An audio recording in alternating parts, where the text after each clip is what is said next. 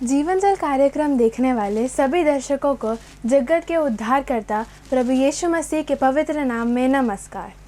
यूहन्ना अध्याय 7 और पद 37 में पवित्र शास्त्र वचन में ऐसा लिखा हुआ है, यीशु ने लोगों को पुकार कर कहा, यदि कोई प्यासा हो तो वह मेरे पास आकर पिए। जो मुझ पर विश्वास करेगा उसके हृदय में से जीवन के जल की नदियाँ बह निकलेंगी। प्रभु यीशु मसीह आपके प्यास को बुझाना चाहते हैं, आपके सवालों का जवाब देना चाहते हैं।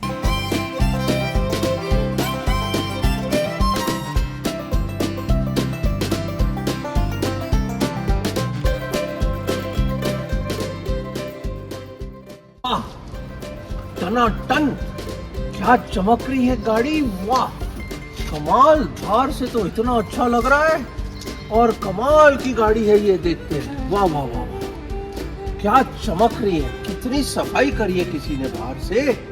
पर दोस्तों, बाहर से तो चमक रही है, टनाटन लग रही है, क्या गाड़ी लग रही है। पर कभी देखा आपने बोनेट के नीचे क्या है? आइए देखते हैं बोनेट के नीचे क्या है। आइए आप भी आइए, आइए आइए देखिए, ये देखिए बोनेट के नीचे क्या है। ओह, अरे वाह वाह वाह वाह वाह वाह, कमाल है यार। मिट्टी से भरी हुई, इतनी गंदी, इतना गंदा इंजन, इतनी गंदी हुई हुई गाड़ी, अंदर से बुरा हाल, बांके दिहाड़े कमाल हो गया। बाहर से चमक रही है और अंदर से इतनी गंदी गाड़ी है। दोस्तों, कहीं ऐसा तो नहीं कि बाहर से तो आप चमक रहे हो, बहुत हैंडसम, बहुत स्मार्ट लग रहे हो, पर अंदर से आपका दिल ढोंगी है, दुष्ट है और इस गंदे इंजन की तरह सब गंदगी अंदर घुसी हुई है। दोस्तों याद रखना, मनुष्य बाहर का रूप देखता है, ये बाहर का रूप, पर परमेश्वर क्या देखता है? अंदर का रूप देखते हैं परमेश्वर, अंदर का रूप। क्या अंदर से आप साफ है या नहीं? आइए इसके बारे में बात करते हैं। दोस्तों, देखा आपने क्या हुआ? गाड़ी कितनी गंदी थी, बिल्कुल गंदी गलीज गाड़ी, ऐसी गाड़ी जैसे मिट्टी से भरी हुई गाड़ी, कीचड़ और मिट्टी से भरी हुई गाड़ी। ऐसा लगता है कि बरसों से शायद सर्विसिंग नहीं हुई इस गाड़ी की।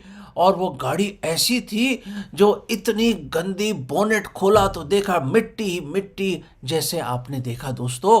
और आपने ये भी देखा कि बाहर से तो खूब टनाटन चमक रही थी, पर अंदर से बुरा हाल, बांके दिहाड़े, बहुत ही बुरा हाल था उस गाड़ी का। हाँ, ऊपर से तो हम कितना अच्छा दिखते हैं, कितना चमकते हैं, अपने आप को खूब चमकाते हैं। क्या अच्छे अच्छे हमारे एटिकेट्स हैं, क्या अच्छे अच्छे मैनर्स हैं, क्या अच्छे अच्छे बोल हैं, कितने खूबसूरत फ्लारी लैंग्वेज का इस्तेमाल करते हैं, कितनी अच्छी हमारी वोकैबुलरी है, और कैसे चुने चुने बहुत चुनिंदा शब्दों का हम इस्तेमाल करते हैं। और हम लोग बहुत बाहर से खूबसूरत दिखते हैं और लोग सोचते हैं वाह कमाल है, ये तो बहुत ही अच्छा इंसान है। और कई लोग तो बड़े अच्छे अच्छे सफ़ेद श्वेत वस्त्र पहन के घूमते हैं, सोचते हैं कि बहुत ही पवित्र, बहुत पाक आदमी है। पर दोस्तों, आपको जैसे मैंने बताया, परमेश्वर तो भारी रूप नहीं देखता, वो इंसान देखता है भारी रूप। परमेश्वर तो सिर्फ दिल को देखता है दोस्तों। और परमेश्वर की जो आंखें हैं ना, it is like Fleming fire. वो जो आंखें एक क्षण में पूरी कायनात को देखता है वो खुदा। आपके हृदय की एक एक चेंबर को जानता है, वो एक एक विचार को जानता है। जो आपने गुनाह पाप शायद 6 7 7 साल जब आप छोटे से थे, लड़कपन में, बचपन में, जवानी में और आपके मिडिल एज में, बुढ़ापे में, क्या क्या आपने झूठ बोले, क्या क्या बुरे विचार रोज आते हैं आपके, उसका हिसाब परमेश्वर रखता है। He knows everything about us. एक एक चीज से वाकिफ है हमारा खुदावन, रग रग से वाकिफ है हमारे। और हमारा जीवन एक खुली पुस्तक की तरह है मेरे अजीजों। आप परमेश्वर को धोखा नहीं दे सकते, परमेश्वर से कुछ ना छुपा सकते आप। मैं सच कह रहा हूं आपसे। बाहर से जो मर्जी आप कर लीजिए दोस्तों, परमेश्वर तो दिल की सेल्फी लेता है, और जब वो दिल की सेल्फी लेता है तो यही देखता है खुदावन कि हमारा हृदय जो है ना, ये जो हृदय है ना, ये दुष्ट है और ढोंगी है ये हृदय हमारा।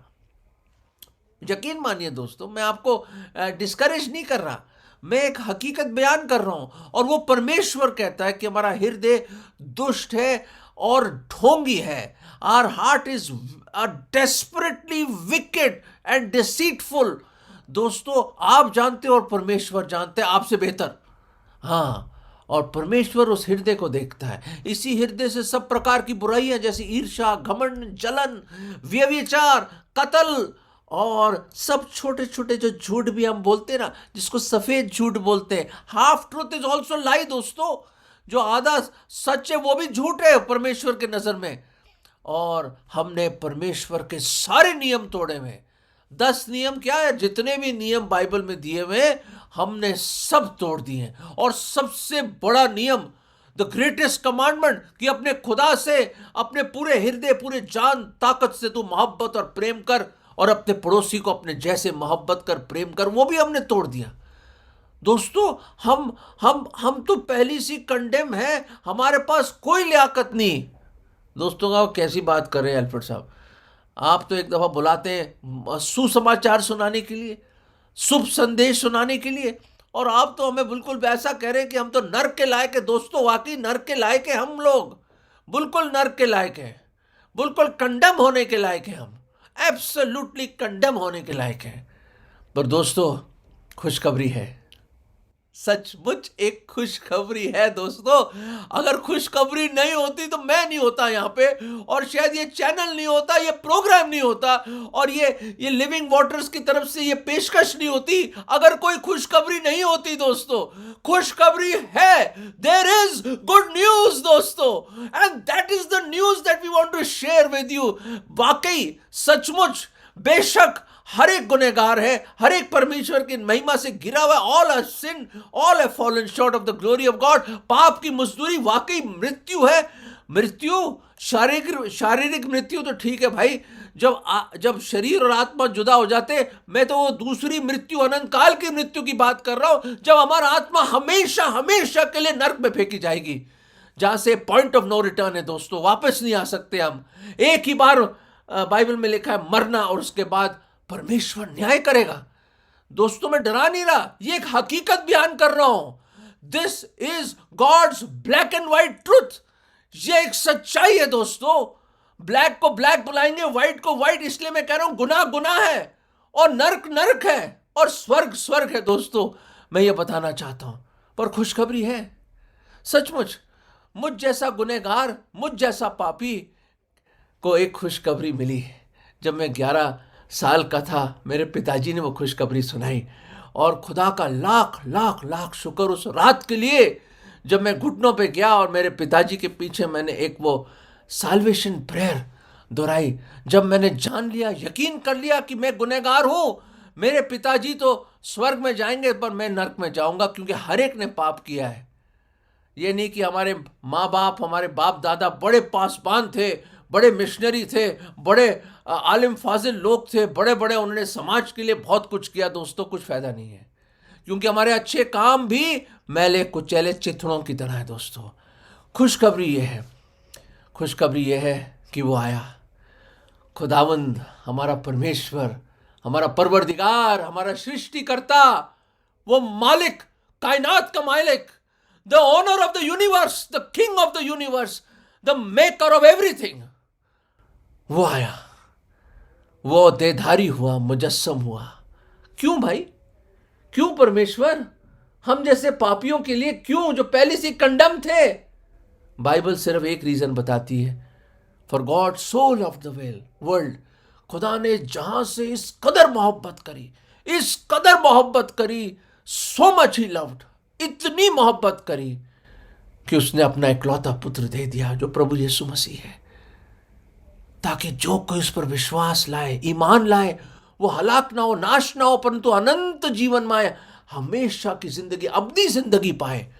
दोस्तों, वो आया क्योंकि हमसे वो मोहब्बत और प्रेम करता है।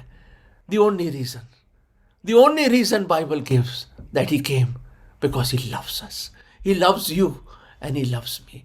दोस्तों, हमारे भाई साहब हैं, वो गाड़ियों के बड़े शौकीन हैं, और उन्होंने हमारे एक अंकल के पास एक पुरानी सी 19 मेरे ख्याल से 56 पता नहीं वर्ल्ड वॉर 2 की कोई मर्सिडीज बेंज थी उनके पास, बड़ी पुराने ज़माने की विंटेज कार। और वो विंटेज कार गैराज में पड़ के बिल्कुल जंक गई, बुरा हाल, उसमें तो उपले पड़े हुए थे, गोबर पड़ा हुआ था, और ऐसा जंक से मतलब बिल्कुल टायर भी गल के बुरा हाल, इंजन बुरा हाल, और मतलब ऐसी चीज जिसमें पेड़ पौधे उग रहे थे उसमें, ऐसी गंदी बुरी हालत में था। पर मेरे भाई ने कहा, अंकल मुझे मौका दीजिए, मेरे पास एक वर्कशॉप है मेरे दोस्त के, मैं इसको इस बुरी हालत में, बिल्कुल कंडेम हालत थी, एब्सोल्युटली कंडेम हालत में थी वो गाड़ी, और उसने कहा मुझे मौका दीजिए, इसको मैं रिस्टोर करना चाहता हूँ। दोस्तों, वो उस गाड़ी को लेके गया, बड़ी मुश्किल से ट्रकों से उठा के लेकर गए वर्कशॉप में, कई महीने उस पर काम किया। दोस्तों, कहाँ इधर उधर से पार्ट्स लाए, पार्ट्स बनाए, पता नहीं क्या क्या नहीं करा उन्होंने, चमका चुमकू के। मैं बताना चाहता हूँ, ट्रांसफॉर्मेशन हो गया, ऐसे जबरदस्त ट्रांसफॉर्मेशन हो गई दोस्तों, ऐसी ट्रांसफॉर्मेशन कि शोरूम कंडीशन में लिया है उस गाड़ी को, और लोगों की आंखें खुली की खुली रह गई। अरे ये वो जो कंडम हालत में जो कबाड़ी को देने वाली चीज थी, उसको ऐसे शोरूम कंडीशन में बना दिया। दोस्तों, वो आया, हम जो बिल्कुल ऐसी हालत में पाप के गैराज में पड़े हुए थे, पाप हमें खा रहा था, पाप के जंक लगे हुए थे हमारी जिंदगी में, वो गंदगी, वो पाप, हमारे हृदय के पाप हमें खा रहा था। सिन वॉज ईटिंग अस अप दोस्तों, और शैतान की गुलामी कर करके हम गुलाम बन चुके थे, हम बेबस थे, पाप की बेड़ियों में थे, बेबसी की हालत में हम बिल्कुल ऐसे पड़े हुए थे उस गाड़ी की तरह। दोस्तों, पर वो आया और उसने हमें उठाया, अपनी मोहब्बत और प्रेम से हमें उठाया, और उठाकर वो अपने गैराज में ले गया, अपने गले में ले गया, और हमें इस तरह से रेनोवेट कर दिया, इस तरह से रेस्टोर कर दिया कि सब कुछ बदल गया, सब कुछ बदल गया। जब से प्यारा यीशु आया, मेरा जीवन बदल गया, जैसे वो गाना है। दोस्तों, मैं बताना चाहता हूँ, बाइबल में लूका के 15वें अध्याय में एक ऐसा शख्स था जो मुझे लगता है बिल्कुल इसके साथ मेल खाता है, बिल्कुल उसकी ज़िंदगी ऐसी थी। आप तो जानते हैं उसके बारे में, भिगोड़े लड़के के बारे में स्टोरी जानते हैं आप, मैं जानता हूँ आप बिल्कुल जानते हैं स्टोरी। बाप के 2 बेटे, एक बड़ा एक छोटा, छोटे ने कहा मुझे अपना हिस्सा दे दो, तो बाप ने कहा बेटा जो मेरा है वो तेरा है, अरे सब कुछ तो तेरा है। फिर भी बाप की एक ना सुनी, कोई इज्जत नहीं करी फादर की इल्तिजा को उसने अपने पैरों को नीचे रौंद दिया और पीठ दिखा के चला गया। बाप रोया होगा, पुकारा होगा, ये उसका प्यार था बाप का, वो चाहता था उसका बेटा उसके साथ रहे, पर चला गया दूर देश में, आप जानते हैं, और वहां पे सब कुछ लुटा दिया भैया, उन्होंने सब कुछ लुटा दिया।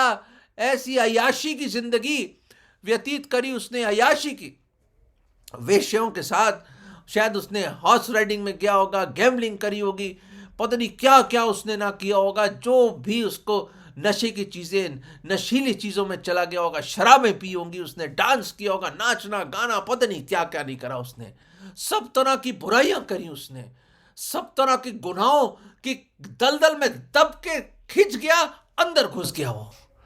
पर एक दिन पैसे खत्म हो गए दोस्तों, और अकाल पड़ गया उस शहर में। आपको तो पता है कहानी।